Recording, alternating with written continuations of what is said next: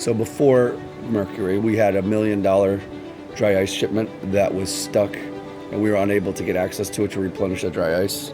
Everything went bad, and it cost us almost $700,000. Given the way that the large carriers work, you don't have access to that package. It goes into a big giant container, goes on an airplane, and sits there until it's unpacked.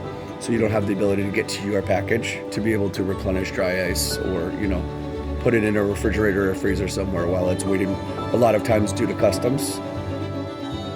With Mercury's partnership, it gives us the ability to be able to get to the packages, replenish temperature control, store them in a temperature controlled environment. It's not just another piece of package that's with a million other packages that you just can't get access to. And there's a lot of follow-up, vested interest.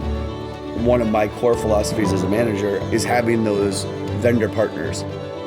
I have pretty much one go-to vendor that I know I can always count on no matter what. That partnership is extremely important to us. If I'm in a pinch, if I'm in a bind, if I need something quickly, I know I have that, and I pretty much do that with all of my roles.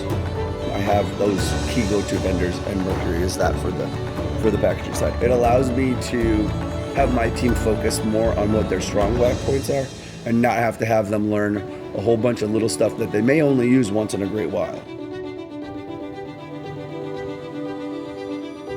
We partnered with Mercury to be able to help to spin up something where we could do, hundreds if not thousands of samples per day, and being able to logistically move those, whether they be from testing facilities in bulk, and Mercury was able to help us scale up to be able to do that. And it was invaluable because we would have never been able to accomplish that. None of those companies would have been able to spin that up.